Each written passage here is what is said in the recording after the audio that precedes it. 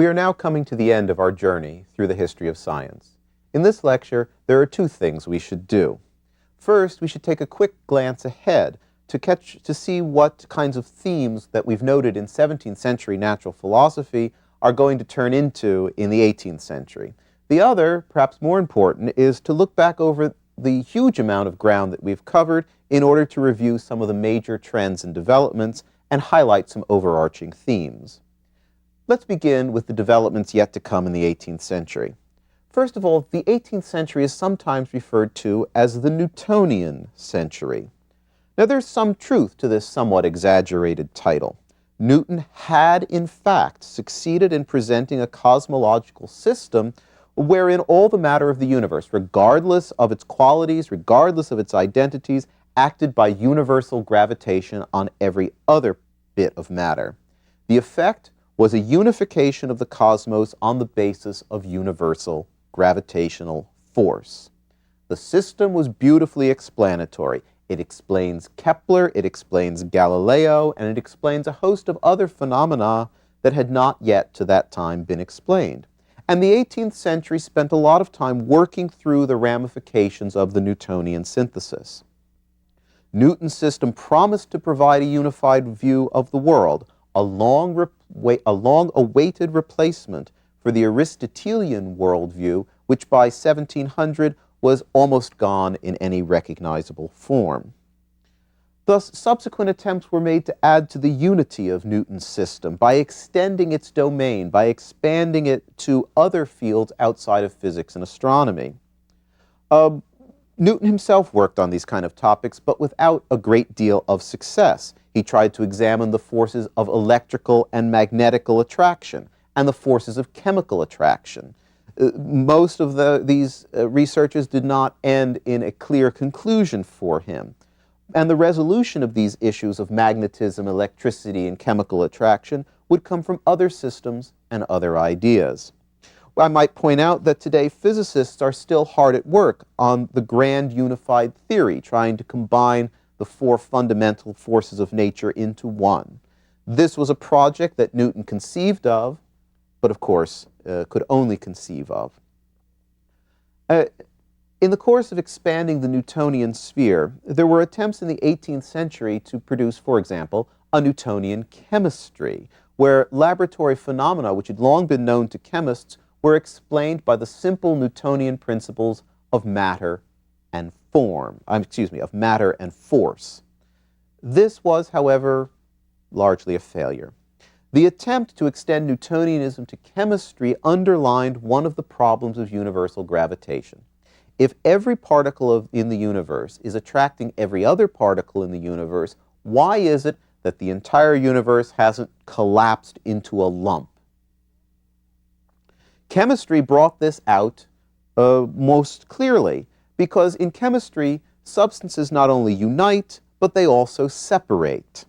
Various substances seem to have affinities. That is to say that, for example, iron combines with some acids more vigorously and more tenaciously than does copper. Indeed, if a lump of iron is thrown into a solution of copper in an acid, the iron dissolves and the copper is replaced. The copper comes out of solution. Clearly, these kind of behaviors of coming together and separation cannot be explained by attractive force alone. Newton and Newtonianism also had many opponents, most notably those who preferred more rigorously mechanical methods and views of Descartes, for example, to the new idea of force, which, as I say, seemed to be occult. The early 18th century dealt with debates between the two camps. One notable contest that I'll mention was the race to determine what the exact shape of the Earth is. Descartes, or the Cartesian system, which explained gravity in terms of an ethereal wind pushing things down upon the Earth, said that this wind would be strongest at the equator, where the Earth is in the most rapid linear motion. And so the Earth would be pinched at the equator and elongated at the poles. Newton, on the other hand, talking about an attractive force rather than a pushing force, said that the spinning of the Earth would stretch the Earth at the equator and it would be flattened instead at the poles. Well, two teams were dispatched from Paris by the Academy of Sciences in the early 18th century. One traveled to the frozen north of Lapland, the other to the steaming jungles of South America. Their job was to take measurements to enable a decision to be made between these two options. And Newton won that particular contest. Well, if Newton's did not turn out to be the universal system it promised to be at the beginning of the 18th century, it nonetheless continued an extremely important trend in natural philosophy which left a deep and indelible mark on all succeeding physics. And here is one general theme that we can take from this survey. Newton's approach continued that of Kepler and Galileo, that is, a mathematizing view of the world. Galileo, Kepler, Newton, and their followers, and many others, shared a confidence in the reliability of mathematics to explain and describe the universe we inhabit. A mathematical formula describes what happens to a body in free fall motion. A mathematical formula describes why a planet and how a planet orbits the sun in an ellipse. The relation of mathematics to natural philosophy is one of those topics we have touched upon again and again throughout the course. Long ago, we visited the secretive school of the Pythagoreans, who believed not that mathematics was a description of the world, but rather that the world was number. Their influence on Plato comes out clearly in Platonic cosmology, where the demiurge creates a world in fundamentally mathematical ways. The very tiniest particles of matter are the Platonic solids. Matter is formed by the demiurge into triangles and then into perfect polyhedra. The whole organization of the cosmos is on mathematical grounds. The Platonic motto that God always geometrizes echoes down through the ages. Think only of Plato's challenge to explain the complex apparent motions of the heavenly bodies, particularly the planets, with combinations of uniform circular motion. In other words, take what our senses perceive to be something unordered or not clearly ordered, not symmetrical, and explain it with an ordered mathematical system of simple, uniform, circular motion. This was a fundamental challenge to astronomical thought and calculation through the Hellenistic period, through the Middle Ages, and after. It was the revival of such thinking of God as geometer, a notion that never disappeared from Western thought, that set Kepler on his quest for the mathematical and geometrical basis of planetary distances and planetary motions. The world is a harmonious mathematical whole. Galileo himself, in saying that the book of nature is written in the language of mathematics, is in a sense paraphrasing Plato. 18th century workers would develop many, many new mathematical descriptions, new mathematical tools to extend Newtonian views into new areas of celestial dynamics that Newton was not able to explain in his time. Today, modern physicists describe subatomic entities with mathematical expressions. Indeed, verbal expressions do not exist which could describe them properly.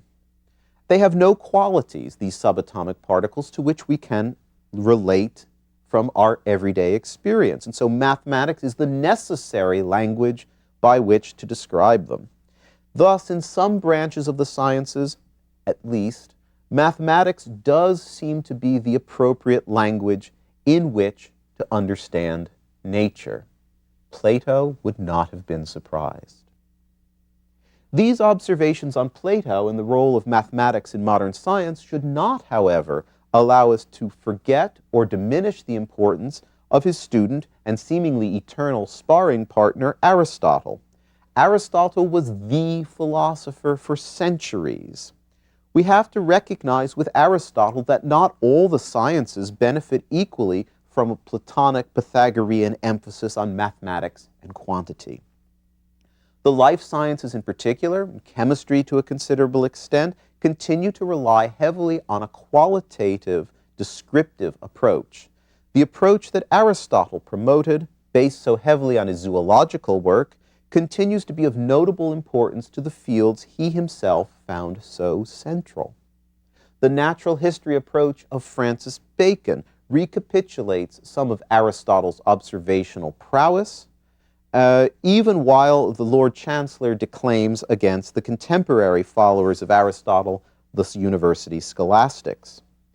Yet, in the guise of scholasticism, Aristotle's methods, Aristotle's logic, created a cogent and consistent method of approaching, analyzing, and answering problems.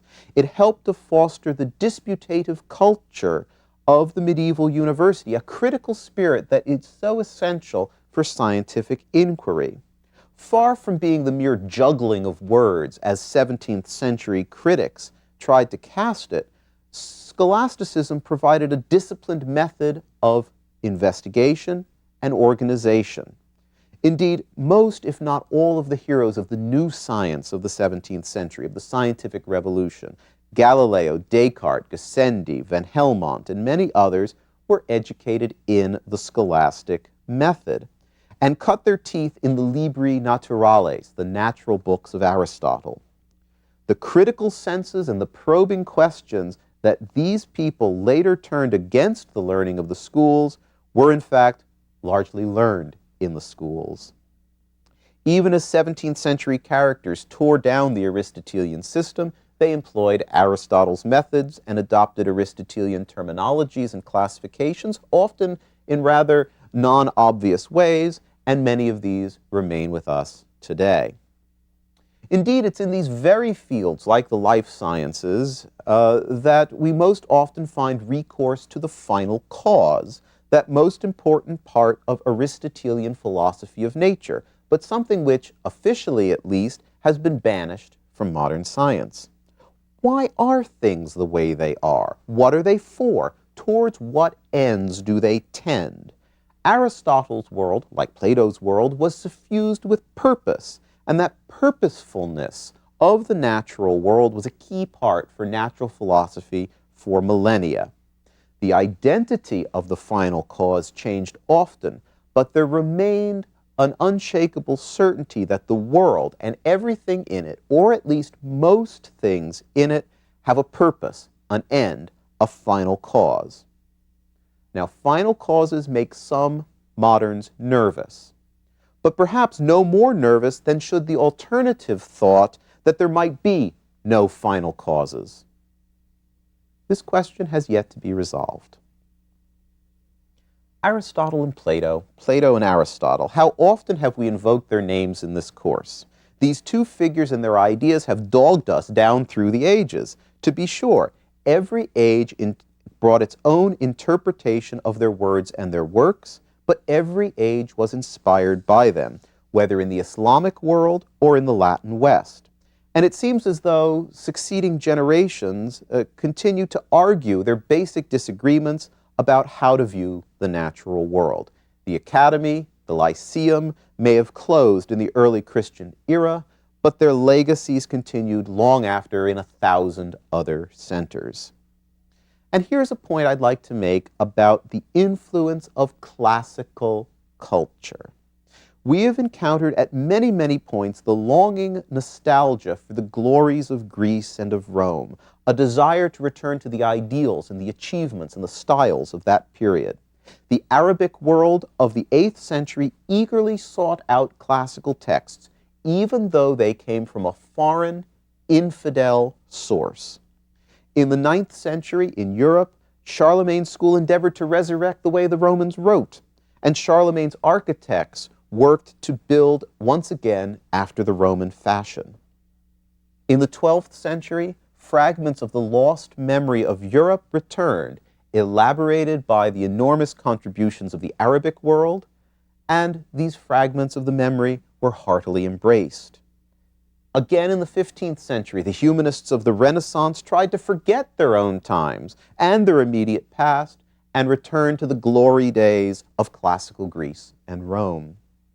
Again, in Baroque Rome and in Renaissance Rome, part of St. Peter's Basilica was torn down to facilitate the relocation of an ancient pagan monument, which eventually became the focal point of the square in front of Christendom's largest and greatest cathedral. Again and again, fond and longing glances were cast back to the ancients. The call was to turn back to the source, turn back to the ancients.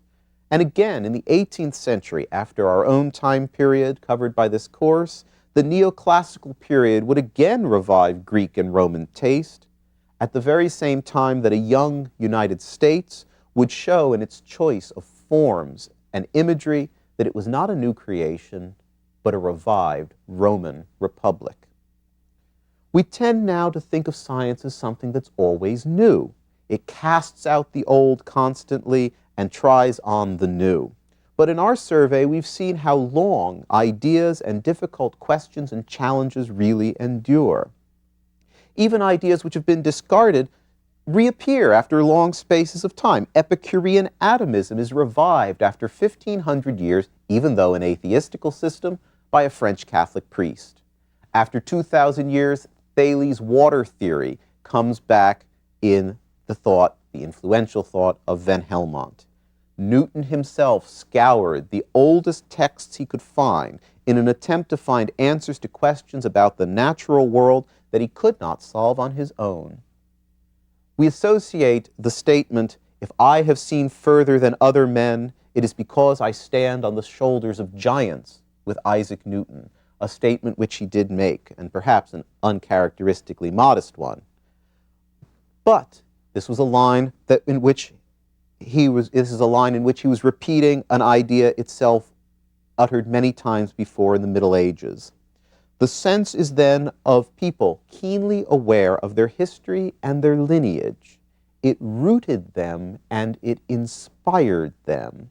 If we are tempted to ask why they constantly turned back to revisit the thoughts of their predecessors, we should first turn that question around and ask, why is it that we fail to do so? Compared to the eras we have been studying, there is little acknowledgement today of the thoughts and the accomplishments of the ancients, or even of most of the early moderns. Why do we cut ourselves off from this heritage and forget the past? What do we gain in doing so? And this is a real question you might want to think about. What do we gain in doing so? What do we lose? Indeed, that attitude, I think, does distinguish us sharply from the people in the periods we have studied. Perhaps then it is a mark of modernity. The modern world begins when we forget our past, our sense of history, and our connectedness with it, at least when we stop looking back to it. Whether or not this is a good thing, perhaps remains to be seen.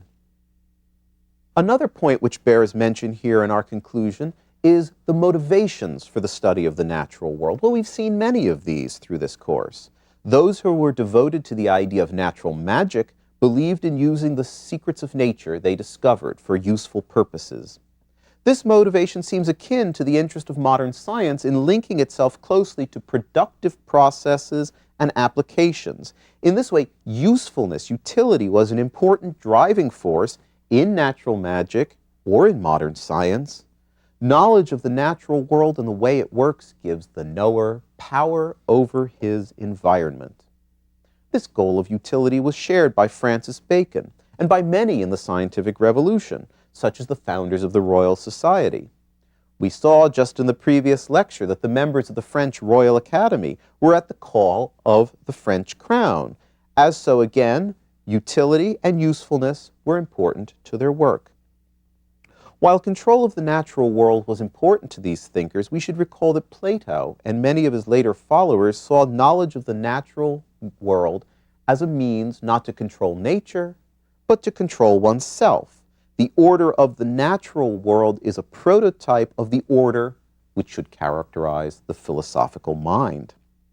For the medieval Platonists, like Hugh of St. Victor, knowledge was not only self-transformative, it was redemptive, restoring the preternatural human qualities lost on account of original sin. This clearly is not a motivation shared by modern science. And this theological dimension should remind us that throughout so much of the periods we have studied, religious motivations undergirded the study of the natural world.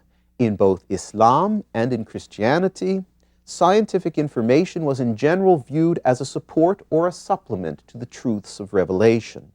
The material cosmos, as God's own handiwork, was another means of communication with the divine. While the Creator is hidden from our bodily eyes, His creation stands before us always, and thus presents another means of knowing the Creator, this time through His creation. And this realization should help us overcome the old canard about the constant warfare or conflict between science and religion. It would, of course, be idle to deny that nowadays it does seem that science and at least the popular forms of religion engage in constant skirmishes. It would also be idle to deny that there were such skirmishes, although at a lower order and less frequently in the past. Yet, our journey should have demonstrated that this recent development is a bit of an aberration.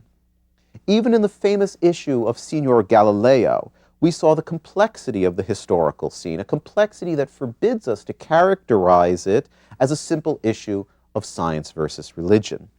Indeed, during much of our trip, we saw that religious institutions were the chief patrons of natural philosophical and other kinds of intellectual inquiry, whether that meant the mosque and the madrasa, the cathedral school, or the medieval university. Even if we return to the ancient Babylonians, we find it was the priestly class that kept the astronomical records and made the astronomical predictions. And remember, Aristotle tells us that it was the priests of Egypt that devised mathematics. The various religious orders in Europe provided further institutional foundations and support for natural inquiry. The Benedictines, the Dominicans, the Jesuits, and even an order like the Franciscans, whose founder wanted them to stay away from scholarly pursuits, soon found itself deeply entrenched in the scholarly life of the university and making important contributions to the study of the natural world. Even long after the Middle Ages, the religious motivation to scientific inquiry remained strong. Descartes may have begun with cogito ergo sum, I think, therefore I am, but his immediate next move was, there is a God. Boyle saw his entire enterprise in the context of Christian belief, and like many of his contemporaries, saw his work as a natural philosopher as an inherently religious activity, a kind of devotion, if you will. Newton, we find, spent the greater part of his life involved in theological pursuits and hoped to be able to use his scientific discoveries to make manifest the continuous operation of God in the world. It is striking that the original motivations are so soon forgotten. In any standard physics textbook, we can still read about Kepler's 3 laws, we can read about Galileo's free-fall motion, we can read about Newton and his theory of universal gravitation.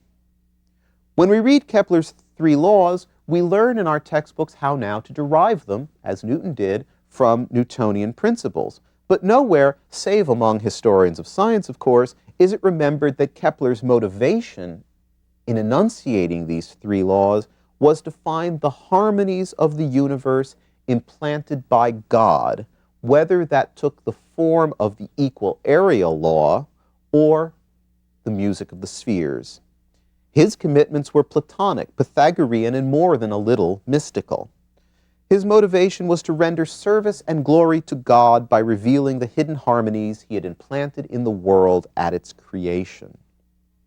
Thus, we should remember that science tends constantly to rewrite its own history. The original questions, the original motivations of the original discoverers and enunciators of natural philosophical scientific principles are soon rewritten out of the story, leaving us with a rather mysterious account of why it is that people did what they did and why things turned out the way they did. This gives an illusion that science somehow develops on its own from discovery to discovery in a logical or even a preordained sequence. Clearly, that's a very inaccurate portrayal, and we constantly require the insights and lessons of the history of science to remind us of the reality. Well, I hope at this point you have gained a fresh insight into how science works and what science is. There are misconceptions aplenty about science and its workings and its history. Some are the product of people outside of the sciences. Some are the products of people within the sciences. But by a careful consideration of science's history, we can come to a fuller understanding of what it really is, how it has really developed, and how it works. If we want to understand science, that engine that drives so much of our modern culture, surely it is better, I might even say more scientific, to examine carefully what its history has been, to observe who pursued it and why, and what really happened and why, rather than making more or less prescriptive statements about how the way it should be in some false or idealized world that never existed and never will. What we see in the end is that the science we know today developed from a bizarre mixture of ingredients worked over by an innumerable army of minds working towards a wide variety of goals. We encountered Babylonians, Greeks and Arabs and Latins. We encountered pagans, Muslims and Christians, Platonists and Aristotelians, Franciscans, Dominicans and Jesuits, mechanists and vitalists, astrologers, alchemists, mathematicians and magicians. All of them put their stamp upon the developing notions and content of what we call science. And many of those marks are still there today if only we can learn to recognize them by a doctrine of historical signatures.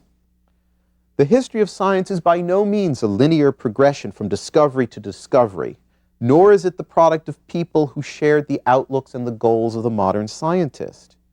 It did not develop by an orderly replacement of correct ideas for wrong ideas. It did require men of genius, to be sure. But this is not the romanticized notion of a lone genius off working in isolation. Instead, it was the combined activity of many people working with the legacies they had inherited from their predecessors, rejecting some, reviving some, rediscovering others, constantly reworking that legacy within the context of their own society and needs and culture, and adding their own thoughts to it, adding also their own aspirations, their own tastes, and all the peculiarities and characteristics and desires and dreams of their own time, place, and culture. Science was not and will never be an inanimate, a dispassionate, mechanical process. It will always remain a human activity, perhaps as much as any of the liberal arts. You'll remember that many figures compared the natural world to a book they called the Book of Nature. That book is written, and its words are constant, but each generation reads it anew and adds its own interpretations, conditioned again and again by its own experiences and its own aspirations. Well, now the time has come to conclude our journey. This has been a bit of a whirlwind tour. There have been many places where we should have rested much longer, and many places that we did not visit at all. But for now, that's okay. You don't have to see everything the first time you travel far from home. Right now, I will be content to think that I have given you a glimpse of a broad array of interesting places and interesting people. And more importantly, I hope that you now have a survey of the landscape and some of the tools that you will need to explore, to go back, and to understand more deeply your favorite parts in greater detail on your own. So in the future, you can now, I hope, and I hope you will, more easily return to those places you found particularly appealing, and settle down there for a while to learn more about the locals, to expand your horizons further, and perhaps pick up some perspectives and some ideas that you'll adopt in your own thinking and your own life. Good luck.